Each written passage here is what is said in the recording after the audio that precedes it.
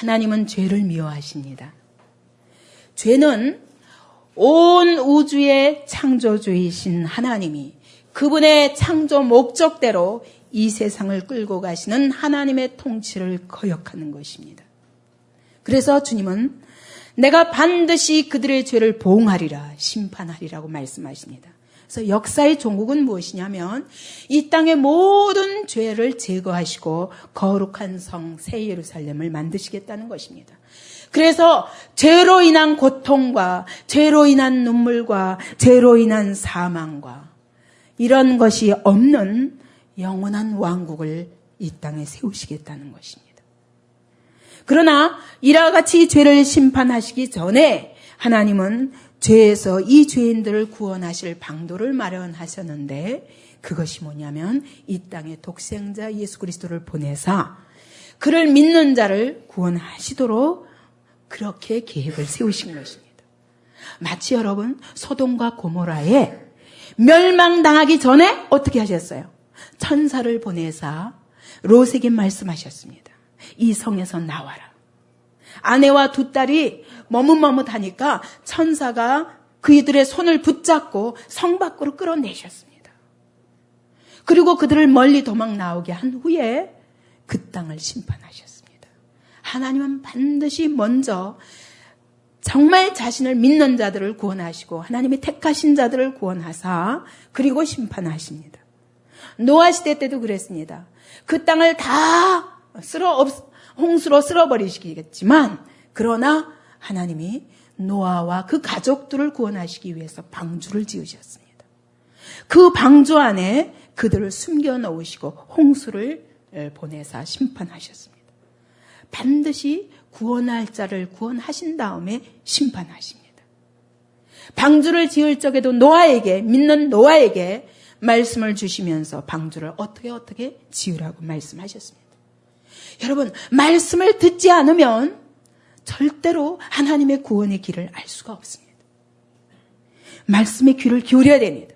천사의 말을 들었기 때문에 롯이 그 손에 붙들려서 성 밖으로 나왔습니다. 노아도 하나님의 말씀을 들었기 때문에 방주를 짓고 그 홍수 심판에서 건짐을 받을 수 있었습니다. 애굽에서 나온 이스라엘 백성들에게 어린 양의 피를 바르라. 문설주마다 바르라고 말씀하셨습니다. 그리고는 장자재앙의 심판이 지나갔습니다. 하나님은 반드시 말씀하시며 구원의 길을 자기 백성에게 일러주시고 거기서 그 재앙에서 건져내십니다. 오늘 예수 그리스도의 피의 복음을, 십자가의 복음을 우리에게 주시면서 이것을 가리켜서 기쁜 소식이라고 합니다. 롯에게 천사가 온 것은 기쁜 소식이었습니다. 구원의 소식이었기 때문입니다. 노아에게 방주를 지으라고 하신 것은 기쁜 소식이었습니다. 애굽에서 신음하는 이스라엘 백성들에게 어린 양의 피를 문설주에 바르라는 것은 기쁜 소식이었습니다. 오늘 예수 그리스도의 십자가의 복음을 믿으라는 것은 기쁜 소식입니다. 이것을 믿는 자만이 구원받을 것입니다. 계시록에 보면은 말씀하십니다. 무너졌도다 큰 성 바벨론이여 귀신의 처소와 각종 더러운 영에 모이는 것이 되었도다 말씀하시면서 큰 성 바벨론은 반드시 심판당할 것이다. 내 백성아 거기서 나오라. 그들의 죄에 참여하지 말고 그들이 받을 재앙을 받지 말라 말씀하십니다. 여러분, 우리 하나님은 이 세상을 죄로 심판하시기 전에 자신이 구원할 자기 백성들을 건져내십니다. 그래서 우리에게 말씀하시는 것입니다. 오늘 복음은 이 십자가의 도는 우리 모두에게 기쁜 소식입니다. 다시 말하면 이 땅은 심판하실 때가 오실 것입니다.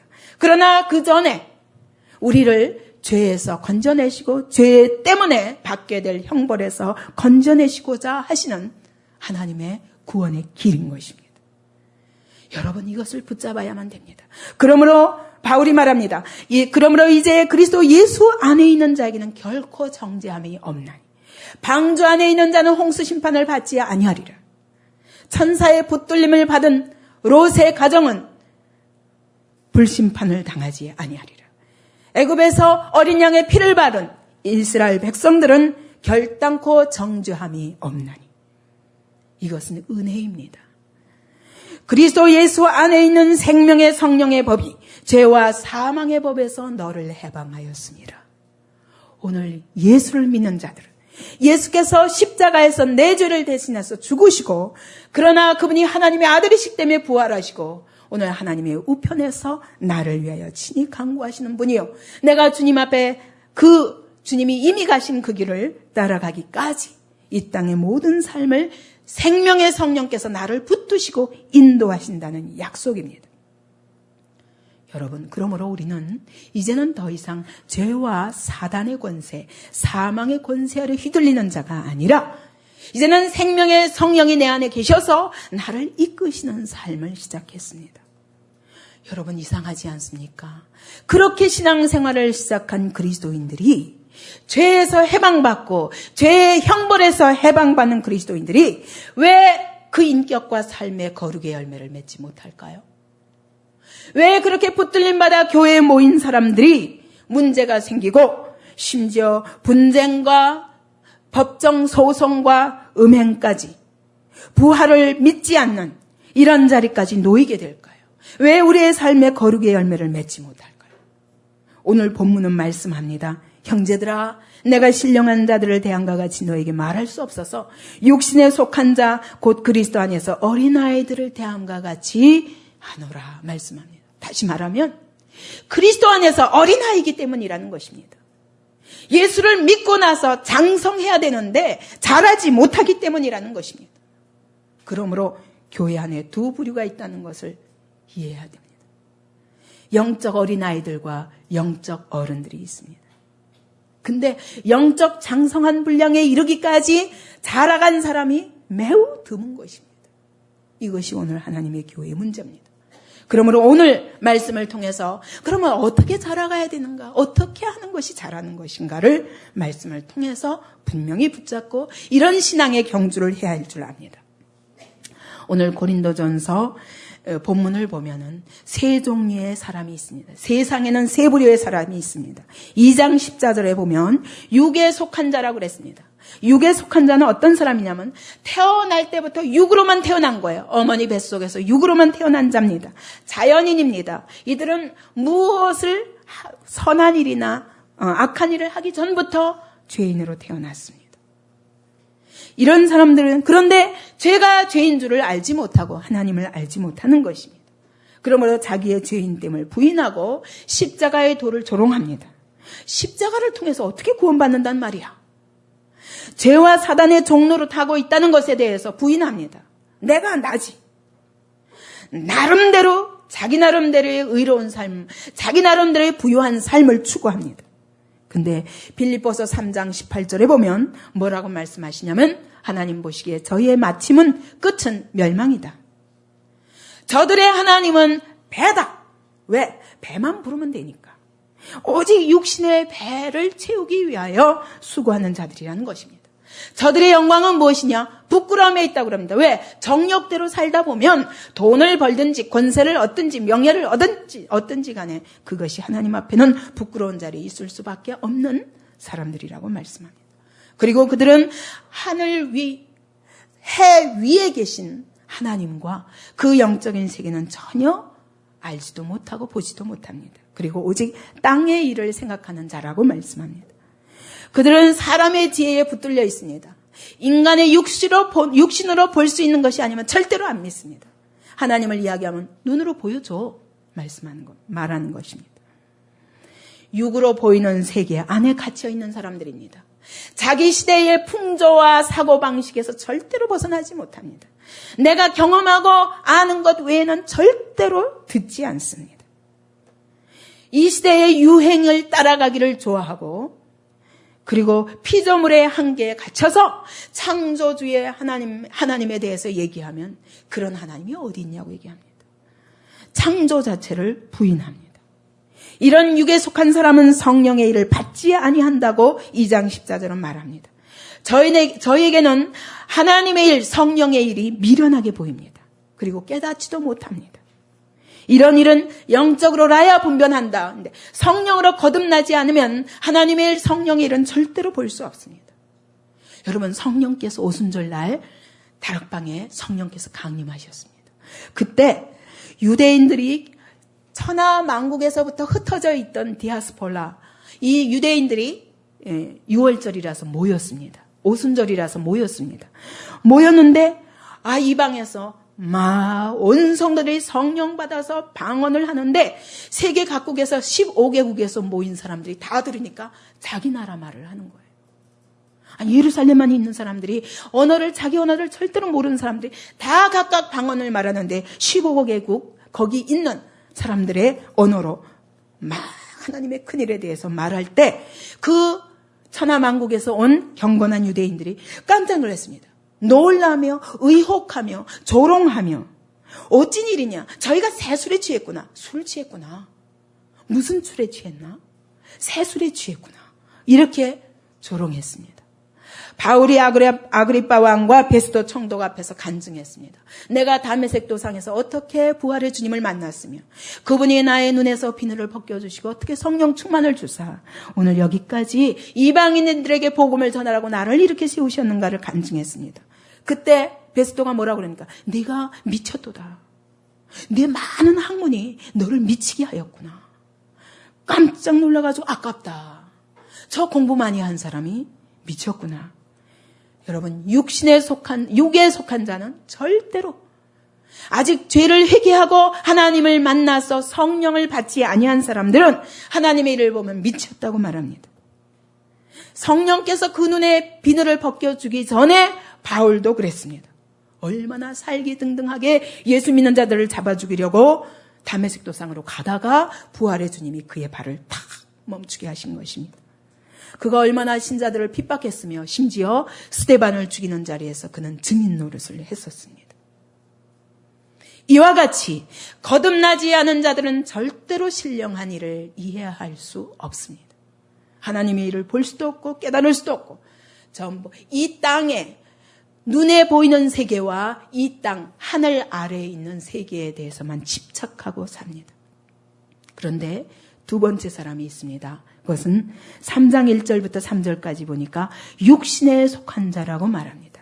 말은 비슷합니다. 근데 육신에 속한 자는 뭐를 말하냐면 육으로 났을 뿐만 아니라 영으로도 다시 태어난 것입니다. 그런데 여전히 육신 가운데 거하는 자를 말합니다. 그래서 이런 사람은 중생하긴 했지만 영적 어린아이로서 아직 성장이 되지 않아서 어린아이와 같이 입으로는 죄도 시인합니다. 십자가로 말미암아 구원받은 것도 동의합니다.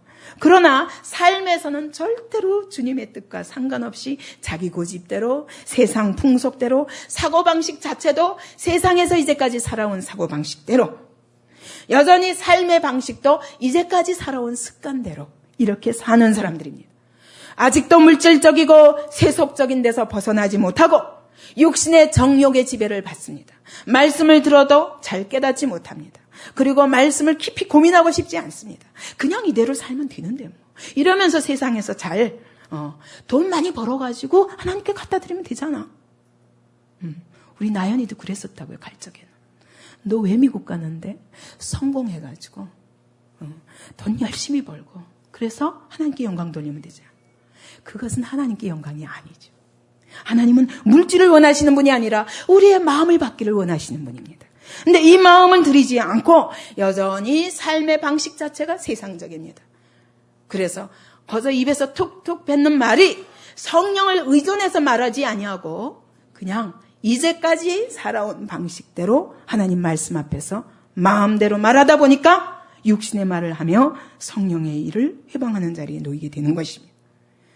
광야의 이스라엘 백성들도 그랬습니다. 애굽에서 하나님의 강권적인 은혜로 건져 나오긴 했지만 그러나 내 속에 애굽적인 많은 애굽을 사랑하는 것들이 잔뜩 있어서 애굽의 풍속과 사고방식이 있기 때문에 차라리 애굽으로 간 게 낫다. 마늘도 없다. 부추도 없다. 수박도 없다. 애굽에서 차라리 고기가 이사이에 끼던 것이 낫지. 이게 무슨 고생이냐. 이것이 이스라엘 백성들의 모습이었습니다. 그러나 하나님은 이대로 살도록 허락하지 않습니다. 이미 그리스도인들은 애굽에서부터 나와서 믿음의 연단을 받고 있는 것입니다. 광야 모든 삶 속에서 계속 하나님의 간섭하심을 받으며 육적인 생각이 하나님의 말씀으로 바뀌어야 됩니다. 그래서 사람이 떡으로만 사는 것이 아니요, 하나님의 입에서 나오는 말씀으로 산다고 말씀하신 것입니다. 이런 사람들은 교회 안에 몸도 와 있습니다. 그러나 생각 자체는 여전히 자기 생각, 자기 사고방식, 세상 가치관 이런 것들이 있기 때문에 교회 안에 오면은 매사가 마음에 안 듭니다. 시기와 질투와 분쟁과 사소한 이해관계 때문에 다투기 시작하면은 완전히 주님도 없습니다. 그래서 법정까지 갑니다. 심지어 몸의 정욕을 이기지 못해서 음행도 합니다. 부활을 의심해서. 왜? 나는 본 적이 없거든. 말씀을 믿지 않는 것입니다. 말씀을 믿고 듣고 거기서 하나님의 가치관과 하나님이 우리에게 계시하시는 내용에 귀를 기울여야 되는데, 내 사고방식으로 하나님의 말씀을 보면 뭐 이래 못 믿겠는데 몸부림이 나는 것입니다. 그러니까 자꾸 감정적인 신앙으로 끌려가려고 하고 자기 생각에 붙잡히다 보면은 분명히 성령의 내주하심을 따라, 성령을 따라서 예수를 주라고 시인은 했는데 내 삶 속에서 그분을 의뢰하는 방법을 잘 모르는 것입니다. 자꾸 자기 생각이 앞섭니다. 자기 사고방식이 앞섭니다. 세상 가치관이 앞섭니다. 하나님의 뜻을 알기가 힘듭니다. 성령 충만하기 전에 베드로도 그랬습니다. 예수께서 십자가에 못 박히러 가신다고 그러니까 주여 그리 마옵소서. 절대로 안 됩니다. 주님 절대로 그럴 수 없습니다. 물론 주님을 사랑해서 그랬지만 이 십자가가 주님이 이 고난을 받으실 수밖에 없는 이유가 무엇인지를 성령을 조차 이해하지 못할 때 그는 사단의 자리에 놓이게 됩니다. 주님이 그 수사도인 베드로에게 사단아, 네가 하나님의 일은 생각지 아니하고 사람의 일을 생각하는도다. 거듭나는데도 불구하고 하나님의 일을 생각지 아니하고 사람의 일을 생각하고 육신의 습관에 젖어 있고 자기 사고방식으로 하나님의 말씀을 보고 이러니 해결이 안 나는 것입니다. 그는 얼마나 열심히 했는지 예수님께 그랬습니다. 다 버릴지언정 나는 절대로 주를 버리지 않겠습니다. 이건 무슨 말입니까? 자기 육체를 아직도 신뢰하고 있는 것입니다. 나는 할 수 있다고 생각하는 것입니다. 이것이 문제. 주님이 오늘 밤 닭이 3번 울기 전에 내가 나를 3번 부인하리라. 우리는 육체로는 아무것도 할 수 없는 자들입니다. 이제 주님 앞에 나왔으니까 성령을 의지하십시오. 내 육체를 의지하지 말고 내 생각을 의지하지 말고 세상적인 가치관과 삶의 습관을 가지고 교회 안에 들어와서 은혜를 받아보겠다고 하지 말고 나를 부인해야 됩니다. 베드로가 이렇게 하다가 주님을 3번이나 부인했습니다. 우리가 열심히 은혜를 받고 신앙생활을 하려고 하는데 우리의 삶의 현장에서 실패합니까? 이유는 단 한 가지입니다. 아직도 성령께 붙들려 사는 삶의 방법을 아직 모르는 것입니다. 아직도 육체가 먼저 나가는 것입니다. 그래서 베드로 전서에 보면 베드로가 이렇게 말합니다. 갓난아이들 같이 순전하고 신령한 젖을 사모하라. 왜냐하면 너희가 구원에 이르도록 자라가게 합니다. 여러분, 구원을 하나님이 이미 해주셨지만 영원한 구원, 완전한 구원에 이르기 위하여 우리는 자라가야 하는 자들입니다. 근데 자라가는데 제일 먼저 필요한 것이 뭐라고요? 신령한 젖을 사모하라. 생명의 말씀을 사모하라. 말씀을 자꾸 먹지 않으면 자라갈 수 없습니다. 여러분, 신앙생활의 키포인트가 여기에 있다는 걸 알아야 돼요. 왜 성령 받았는데도 내가 자꾸 육적인 삶을 사느냐? 신령한 젖을 사모하라. 하나님의 생명의 말씀을 사모하며, 여러분, 이것은 계시입니다. 사람의 지혜는 내 머리로 생각하고 내 이론으로 내가 경험한 것 안에서 판단하지만 신령한 사람은 하나님의 계시에 의해서 사는 자입니다. 여러분, 계시를 받으려면 귀를 기울여야 됩니다. 사모해야 됩니다. 그분의 말씀을, 그 말씀의 권위를 인정해야 됩니다. 우리 주 예수 그리스도의 은혜와 저를 아는 지식에서 자라가라고 명령합니다. 여러분, 어떻게 해야 자라갑니까? 어떻게 해야 영적인 어린아이가 아니라 장성한 분량에 이르러서 그리스도의 형상이 내 안에 이루어지기까지 자라갈 수 있습니까? 주님의 은혜에서 자라가라. 저를 아는 지식에서 자라가라고 말합니다.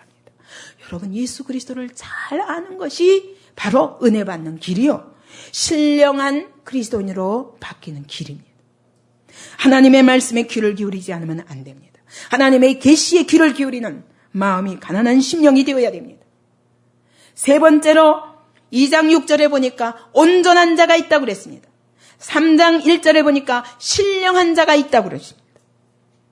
이러한 사람은 유한한 세상의 지혜가 아니요, 모든 사람들에게 감추어진, 성령을 받지 못한 육에 속한 자들에게는 감추어진 하나님의 지혜가 계시될 때 온전한 자가 되고 신령한 자가 되는 거예요. 절대로 영적인 세계는 눈으로 봐가지고 체험되는 것이 아닙니다. 영은 물질이 아닙니다. 영은 만져지는 것이 아닙니다. 영은 마음에게, 영혼에게 말씀하실 때 알아지는 것입니다. 이 하나님의 비밀은 절대로 인간이 알 수도 없고, 눈으로 본 적도 없고, 귀로 들은 적도 없고, 손으로 만진 적도 없고, 심지어 우리의 생각으로 상상해서 절대로 알 수 없는 초월한 비밀인 것입니다. 창조주의 계시에 의해서만 알아지는 것입니다. 시대적인 한계를 넘어서 영원한 시대, 영원부터 영원까지 다스리시는 하나님의 지혜가 우리에게 계시될 때 알아지는 것입니다. 신령한 자는 계시에 의해서 사는 자입니다. 내 생각과 내 머리 가지고 생각하는 자가 아닙니다. 하나님의 계시를 사모하게 됩니다. 어떤 자가 이런 계시를 잘 받느냐? 심령이 가난한 자가 복이 있나니 천국이 저희 것이며, 마음이 가난하지 않으면 하나님의 계시를 받을 수 없습니다. 마음이 청결한 자는 복이 있나니 저희가 하나님을 볼 것이라고 그랬어요. 마음이 깨끗해야 합니다. 내 생각과 내 이론과 내 고집과 내 편견과 이런 것 가지고 잔뜩 채워놓으면 절대로 하나님을 볼 수 없습니다. 여러분, 계시 하나님이십니다. 하나님이 살아계신데 우리에게 계시해 주시지 아니하면 우리는 절대로 우리 생각으로는 하나님을 알 수 없습니다. 세상이 자기 지혜로는 하나님을 알 수 없는 고로 하나님께서 전도에 미련한 것으로 우리에게 구원해 주시기를 기뻐하셨다고 말씀하십니다. 계시 중에 최고의 계시가 뭐냐면, 가장 계시의 핵심이 뭐냐면 우리의 죄를 위하여 십자가에서 하나님의 아들이 죽임당하셨다는 것입니다. 그러나 그분이 하나님의 아들이기 때문에 죽으셨다가 부활하셨다는 것입니다. 부활하시고 오늘 하나님 우편에 가 계시다는 것입니다. 하나님 우편에 계신 그분이 오늘 성령으로 우리 성도의 마음 안에 들어오셔서 살고 계시다는 것입니다. 이 놀라운 십자가의 도를 깨닫고 여기서 하나님의 사랑을 경험한 자가 신령한 자입니다. 이런 사람은 십자가를 자랑하는 삶을 살지 않을 수가 없습니다. 성령의 계시를 따라서 하나님이 우리를 위하여 예비하신 은혜가 무엇인지를 알고 주의 마음이 무엇인지를 안다고 고린도전서 2장 16절은 말씀하십니다. 하나님의 말씀을 읽을 때에 주의 마음을 느낄 수 있습니다. 하나님의 마음을 알 수 있습니다. 하나님이 우리를 어떻게 사랑하시는지, 우리를 향하여 어떻게 안타까이 생각하시는지. 이런 사람은 옛사람 자기를 십자가에 못 박아버립니다. 그리고 이제는 성령께서 내 안에 계심으로 그 성령을 쫓아 살기로 결단합니다. 모든 것을 보되 성령으로 봅니다. 모든 말을 들어도 성령으로 분별합니다. 내가 무슨 생각을 했지만 이것이 성령의 일이 아니면 버립니다. 이 땅에 발을 디디고 사나 하늘을 바라보는 자입니다. 그리고 주님의 형상으로 내가 영광스럽게 변화되어 주님 앞에 거룩한 몸으로 나아갈 그날을 소망하며 기다리며 그것을 준비하는 자입니다.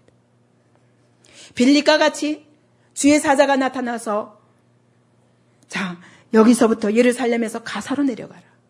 따라갔습니다. 뭔지 이유는 모르지만 그의 음성을 쫓아 따라갔습니다. 그랬더니 거기에 구수 4시가 준비되어 있습니다. 그에게 복음을 전했습니다. 베드로가 감옥에 갇혀 있었습니다. 기도했습니다. 야고보는 이미 칼에 죽임을 당했습니다. 순교당했습니다. 자기도 순교당할지 모릅니다. 하나님 앞에 기도하며 하나님의 교회를 위해서 기도하고 하나님의 교회는 베드로를 위해서 기도했습니다.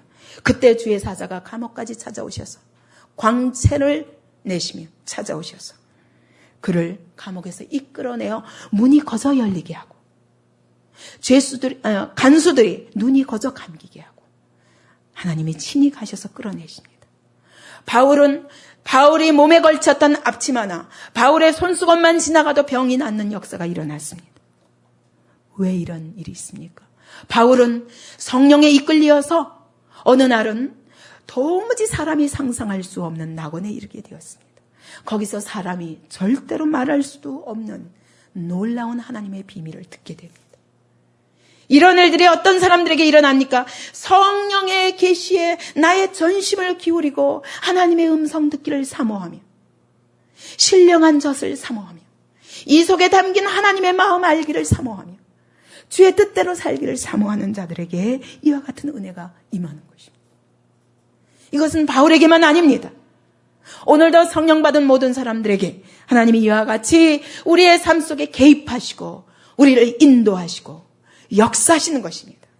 그럴 때 하나님의 일이 드러나는 것입니다. 이런 사람은 모든 것을 판단하나 자기는 아무에게도 판단을 받지 아니하느니라. 성령에 이끌려 살아가는 사람에게 아무도 판단할 수 없습니다. 너는 왜 이렇게 하냐? 물을 수 없습니다.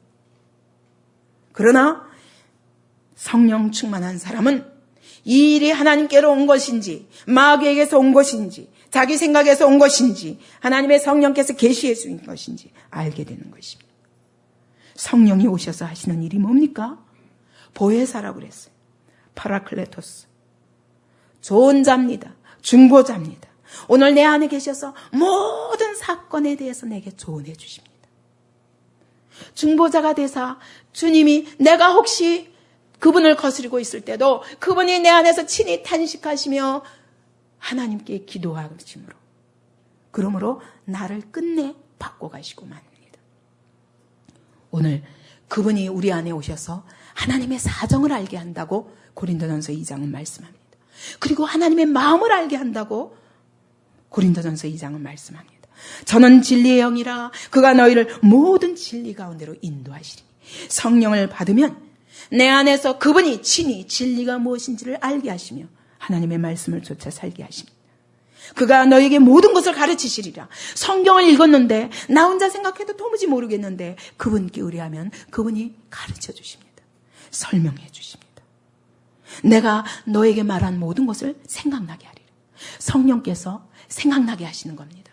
예수님의 말씀이 어떤 뜻인지를 알게 하시는 것입니다.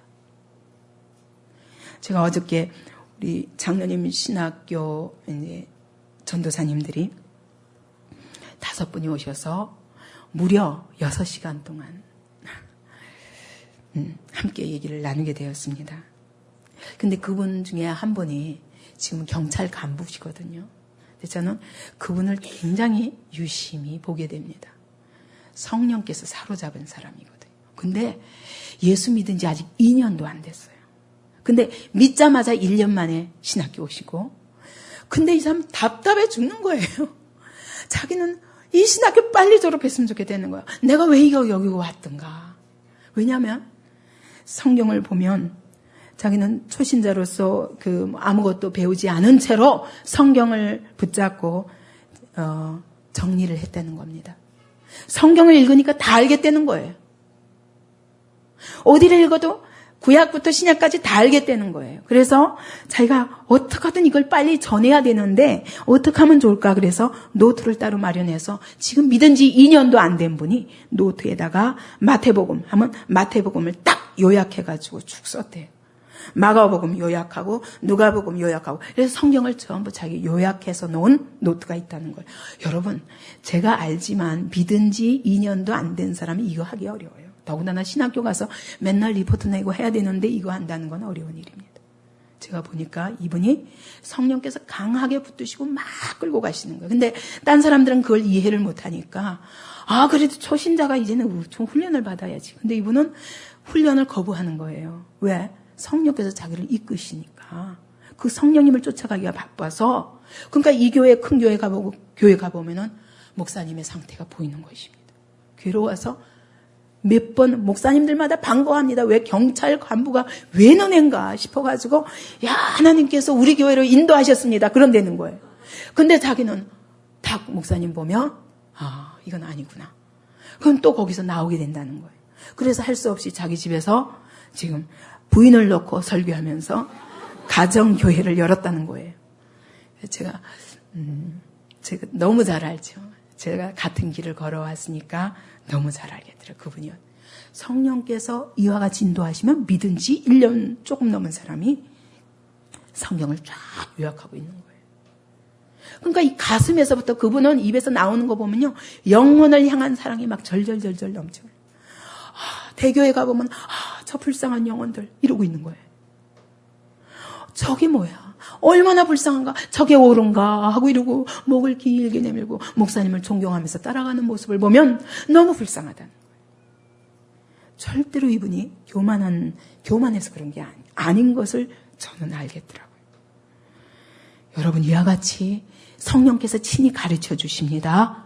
성령께서 친히 모든 예수님께서 하신 말씀들을 생각나게 하십니다. 여러분, 이 은혜를 삼아오고 싶지 않습니까? 삼아오고 싶죠. 이렇게 살고 싶지 않습니까? 이렇게 성령께서 나를 사로잡으시고 막 끌고 가시는 삶을 살면 얼마나 기쁘겠습니까? 그러니까 이분이 딴 사람들이 얘기할 때 보면요. 가만히 땅만 쳐다보고 얼굴만 비비면서 어떻게 할 줄 몰라. 왜냐하면 이분이 마음속으로 저건 아니다 그럼 벌써 저는 딱 표정만 봐도 알겠더라고요.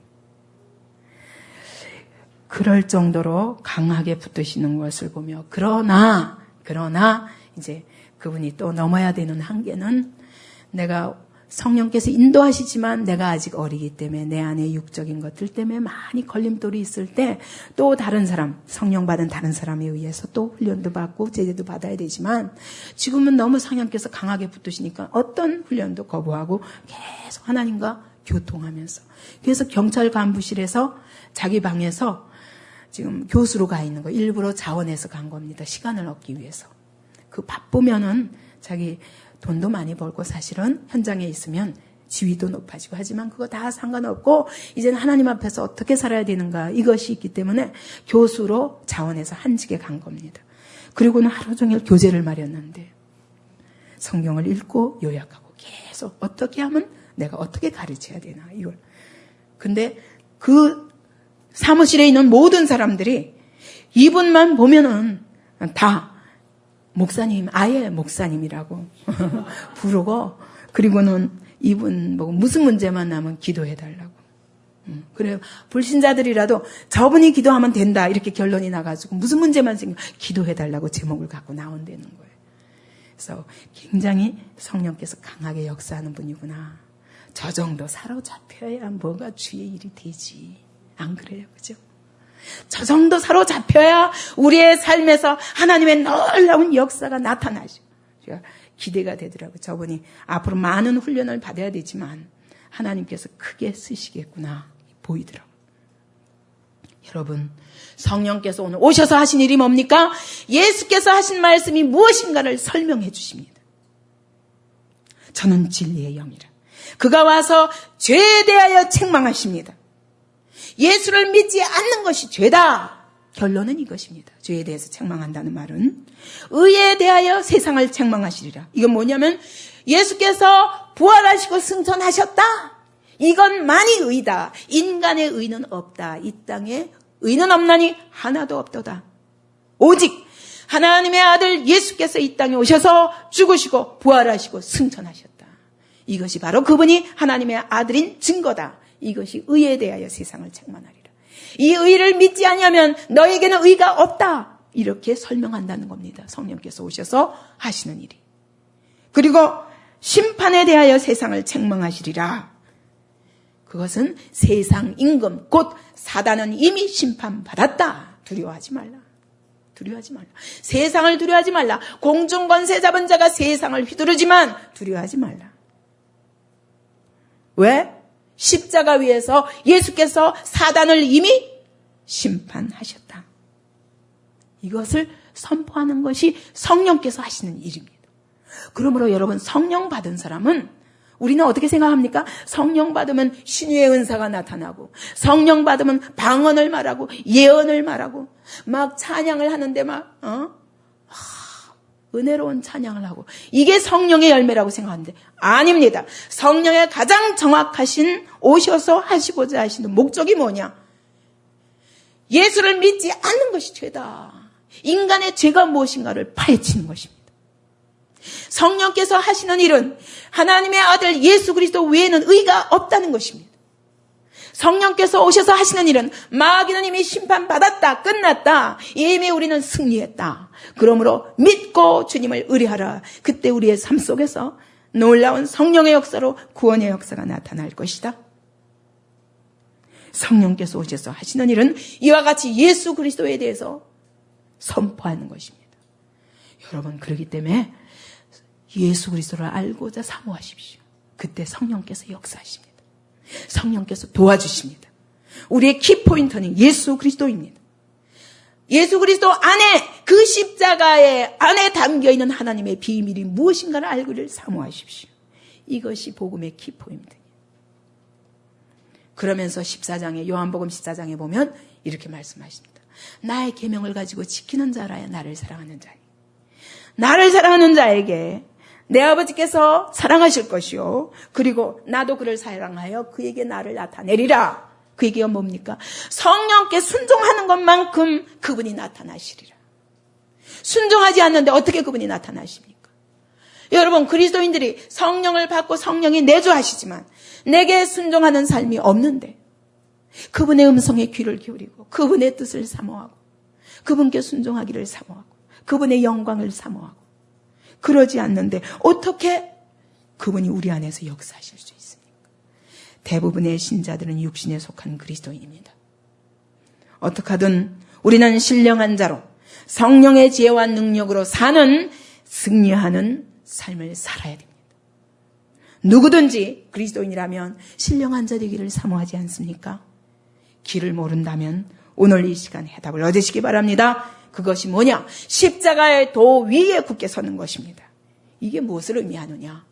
여러분, 하나님의 구원 목표는 우리를 죄의 형벌에서 사면시켜 주실 뿐만 아니라 죄의 권세에서도 자유하게 하십니다. 그래서 우리를 거룩한 사람으로 만들어 가시는 게 하나님의 구원 목표입니다. 다시 말하면 여기 사형수가 있습니다. 사형수를, 사형은 안 당한다. 사형 집행을 사면한다. 그러면 어떻게 됩니까, 여러분? 그럼 어떻게 되는 거예요? 그러면 감옥에 계속 살면서 사형은 안 당하는 겁니까? 아니죠. 이것만이라면은 그는 힘있게 살 수가 없습니다. 사형수가 사형을 당해야 되는데 하나님이, 우리는 다 사형수입니다. 이 사형수들이 사형을 당할 수밖에 없는 자들의 사형 집행을 사면해 주셨습니다. 이게 끝이 아닙니다. 이것이 끝이면 우리는 거룩한 하나님의 자녀가 될 수 없습니다. 여기다가 하나님이 뭘 더 하셨냐면 수록해라. 이제는 감옥에서 나와라. 그리고 완전한 자유인으로 살라. 이제는 더 이상 감옥이 너를 묶을 수가 없다. 감옥의 그 법적 효력이 절대로 너를 묶을 수 없다. 이제는 너는 자유인이다. 이것이 바로 완전한 하나님의 구원 목표요. 이와 같이 나가서는 그 다음에 또 사형을 저지를 만한 죄인으로 다시 감옥에 들어오게 하시겠습니까? 아니죠. 이렇게 감옥에서 건져내셨으면, 사형수를 건져내셨으면 이것이 끝이 아니라 건져내셔서 이제는 거룩한 하나님의 사람으로 바뀌어서 살도록 책임지신다는 거예요. 책임지신다는 거예요. 여러분, 그렇기 때문에 그리스도인들은 반드시 거룩한 삶의 열매가 있어야 됩니다. 있을 수밖에 없어요. 정말 성령께 붙들리면 있을 수밖에 없습니다. 왜냐하면 하나님은 우리가 죄 때문에 고통하고 사망 가운데 빠졌지만 이제 죄에서 건져내실 뿐만 아니라 이제는 의를 통해서 하나님이 내 안에 사심으로 내 삶에 거룩과 자유와 기쁨과 안식과 축복, 이 모든 하나님이 원래 우리에게 주시고자 하셨던 그 축복을 누리는 사람으로 구별하시기를 원하십니다. 죄의 노예는 쉼이 없습니다. 여러분, 죄사함 받았다. 예수께서 십자가에 죽으심으로 나는 죄사함 받았다. 이래놓고는 감옥 안에서 피곤하게 죄사함 받았으니 내가 의롭게 살아야지. 아무리 의롭게 감옥 안에서 살아도 안 됩니다. 나와야 됩니다. 이제는 나와서 내가 자력적인 삶이 아니라 하나님의 은혜로 말미암아 거저 나와서 정말 내 안에 성령을 주셔서 성령의 인도하심을 따라 거룩한 삶을 살 수 있도록 모든 것을 허락하셨다는 말씀입니다. 이것을 믿어야 합니다. 아브라함 링컨 때 노예 해방 있기 전에 뉴올리언스의 어떤 노예 시장에서 한 노예인데 아름다운 흑인 소녀가 있었습니다. 그가 경매에 붙여졌습니다. 공개 입찰을 하는데 여기서 얼마 부르는데 끊임없이 한 사람이 계속 가격을 올려가면서 계속 소리를 높여 가격을 부르다가 최고 가격이 되니까 더 이상 아무도 그를 살 사람이 없었고 바로 그분이 샀습니다. 그리고 소녀는 그분에게 너무 그가 샀으니까 나는 종이니까 제가 이젠 따라가겠습니다. 그랬더니 그분이 그를 노예를 산 그 주인이 자유보증 증서를 주면서 나는 너를 부르되 나의 노예로 삼기 위함이 아니라 내가 너를 자유케 하려고 샀다. 그러므로 이제는 마음대로 가라. 너무 놀라가지고 이 소녀가 아니 제가 이 자유인이라고요? 제가 노예가 아니라고요? 저를 노예 때문에 사신 게 아니라고요? 놀래가지고 그 자리에서 어떻게 했겠습니까? 나 같은 사람을 이제 데리고 가주시지 않겠습니까? 나는 당신을 따라가서 평생 당신을 섬기며 살고 싶습니다. 여러분, 한 노예도 이와 같이 한 주인이 다 최고의 값을 치러서 사셔서 자유케 해서 그가 자유인으로 살도록 할 수 있다면 우리 하나님께서 하나님의 아들의 죽음을 통해서 어떤 값? 최고의 값. 이 땅에 있는 값 중에 최고의 값. 하나님의 아들의 그 보혈의 피로 값을 지불하신 것입니다. 그리고 우리에게 자유 보증 증서로 뭘 주셨습니까? 성령을 주셨습니다. 성령이 내 안에 계신 자는 절대로 죄의 노예 노릇을 할 수가 없습니다. 성령이 내 안에 계신 자는 절대로 세상의 노예 노릇 할 수가 없습니다. 성령이 내 안에 계신 내가 더 이상 육체의 정욕과 욕심대로 살 수가 없습니다. 성령께서 내 안에서 이제 너는 죄로부터 자유했다. 감옥에서 나가라. 이제 자유인으로 살라. 거기다가 그가 이제는 누가 만나도 어떤 사람이 예전의 주인들이 그를 만나도 절대로 그를 다시 감옥에 집어넣을 수 없습니다. 자기 노예로 만들 수 없습니다. 우리는 완전한 자유인이 되었습니다. 신분이 바뀐 것입니다. 노예의 자리에서 자유인으로 바뀐 것입니다. 이제는 이 자유인으로서 하나님을 이와 같이 나를 값주고 보혈의 공로로 거저 사시고 나를 자유케 하신 이 놀라운 하나님의 사랑의 빚을 갚는 자로 주님을 따라가기로 내가 자원하고 헌신하는 것입니다. 이것이 신앙생활입니다.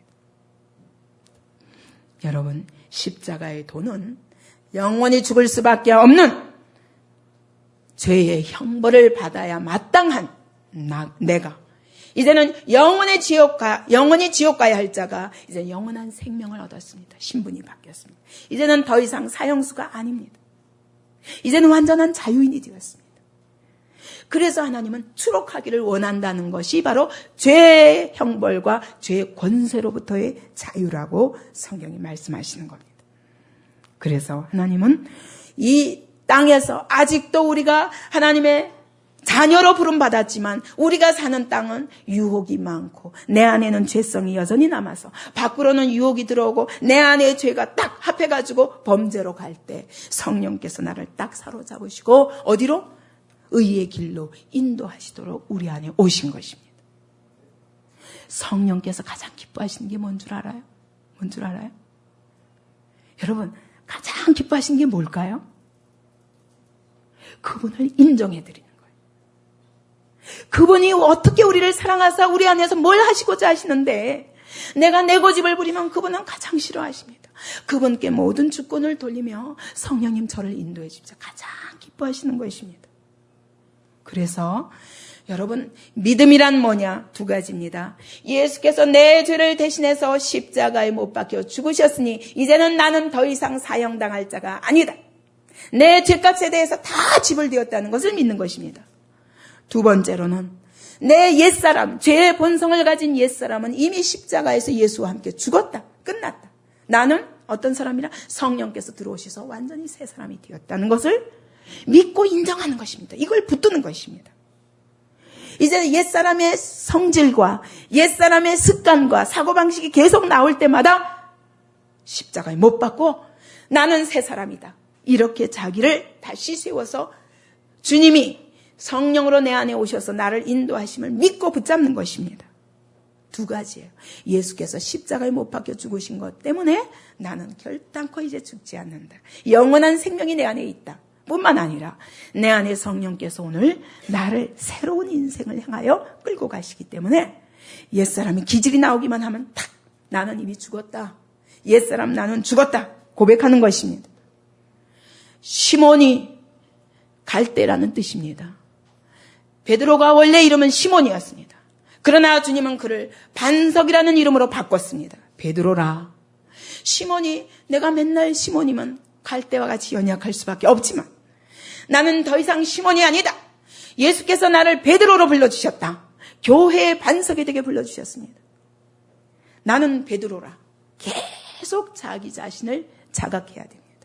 그가 3번이나 주님을 부인하고 시몬의 자리에 놓여 있었기 때문에 예수님께서 그를 찾아가셔서 요한의 아들 시몬아 부르십니다.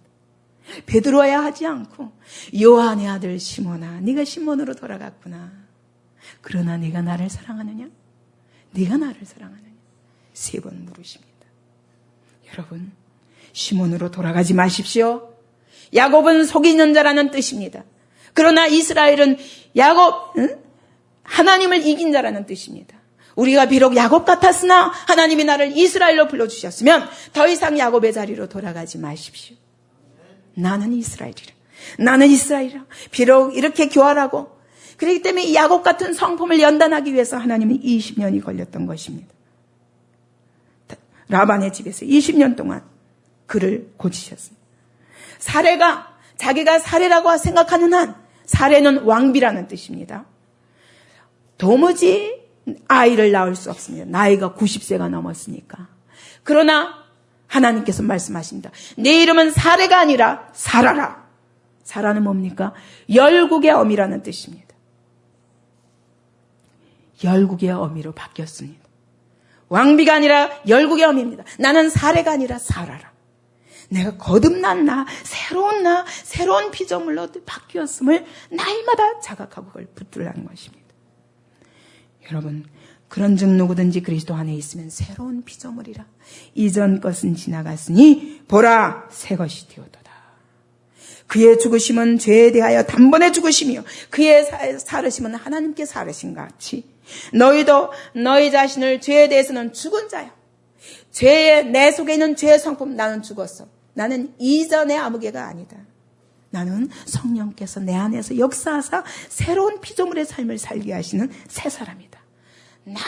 날마다 자기를 일으키라는 거예요. 여러분, 범죄했을 때 어떡합니까? 범죄해도 괜찮다는 거예요. 범죄했으면 그 시간에 그래도 나는 그리스도 안에 있다는 걸 깨닫고, 그리고 더 이상 이 죄가, 내가 지금 이 지은 죄가 나의 신분을 변화시킬 만큼 영향을 끼치지 못한다. 내 인격은 이 인격과 다른 인격이다. 옛사람을 딱 버리는 것입니다. 실수했습니까? 버리십시오. 실패했습니까? 버리십시오. 범죄했습니까? 버리십시오. 나는 새 사람이다. 여기서부터 성령님 다시 이끌어 주옵소서. 제가 실패했지만 이 자리에서 다시 세워 주옵소서. 이것이 진정한 신앙 고백이요. 이렇게 할 때 주님이 기뻐하시는 것입니다. 여러분, 절대로 믿음은 감정이 아닙니다. 우리가 느낌으로 보면 나 같은, 이렇게 한심하고 아직 되지 못한 나 같은. 그러나 성경을 말씀하십니다. 너희가 하나님께 대하여 산 자인 것으로 여기라. 너희가 의인된 것으로 믿으라. 말씀하십니다. 이제는 내 옛사람은 십자가에 이미 못 박혀 죽은 과거 일입니다. 이제는 내 안에 성령께서 새로운 삶으로 이끌어 가시고 계시다는 것을 믿으십시오. 여러분, 그리스도인들이 성령의 은혜를 받고 인도하심 받으려고 하다가 실패하면 또 더 낙심합니다. 그러나 그 낙심한 자리에 머물러 있는 것을 하나님은 가장 안 기뻐하십니다. 왜냐하면 그래도 내가 너를 자녀 삼았고 여전히 너는 내 자녀고 너는 내 안에 있는데, 그리고 내가 네 안에서 성령으로 역사하시는데 왜 주저앉아 있느냐. 빨리 십자가로 달려가라. 그리고 십자가에 가서 나는 이미 옛사람은 죽었습니다. 주님, 부활의 주님이 내 안에서 사시옵소서. 이것이 신앙 고백이라는 것입니다. 여러분, 이제는 더 이상 내가 아닙니다. 내가 좋아하던 것, 내 의견, 내 선입관, 내 사고방식 다 십자가 앞에 내려놓습니다. 오직 주님의 뜻을 따라 살기를 원합니다. 제게 말씀해 주옵소서. 날마다 자기를 부인하기를 원합니다. 십자가를 지기를 원합니다. 자기 부인이 참 어렵습니다. 자기 부인이란 자기가 주인 되는 것을 거절하는 것입니다. 이제 내가 주인이 아닙니다. 주님이 주인 되옵소서. 이것을 날마다 해야 된다는 것입니다. 여러분, 안 됩니까? 날마다 십자가를 지라고 말씀하십니다. 하나님의 뜻을 이루기 위하여 내가 싫은 것을 지는 것입니다. 내가 죽는 길인데 지는 것입니다. 내가 가장 싫어하는 일도 짊어지는 것입니다. 왜? 주의 뜻을 이루기 위하여. 이것이 십자가를 지는 것입니다. 자기를 부인하는데 최고의 좋은 방법이 십자가를 지는 것입니다. 십자가를 지고 적극적으로 주님을 쫓아야 됩니다. 이제 그래서 주님이 내 안에서 주인 되사 내 삶을 영광스러운 길로 인도하시도록 전폭적으로 그분을 의뢰하기 바랍니다. 여기서부터 회복되기 시작합니다. 여기서부터 성령께서 역사하십니다. 내가 순종하면 할수록 그분은 더욱 사랑하시며 내게 더 가까이 오십니다. 더 놀라운 은혜를 부어주십니다. 이 은혜를 받으시고 이제는 더 이상 자기에게 묶인 자가 되지 않길 바랍니다. 실패했지만 빨리 버리십시오. 그리고 일어나십시오. 주님, 저는 새 사람입니다. 주님, 내 안에 계시죠? 저를 인도해 주세요. 이것이 믿음입니다. 이것이 십자가 도 위에 굳게 서는 것입니다. 내가 어떤 자리에 있어도 오늘 내가 그리스도 안에 있는 것을 믿으십시오. 내가 아무리 실패하고 범죄해도 그것은 나의 인격과 내 앞으로의 방향에 절대로 신분에 영향을 미치지 못합니다. 나는 주님의 자녀입니다. 이것이 우리의 고백이 되기 바랍니다. 날마다 여기서 승리하십시오.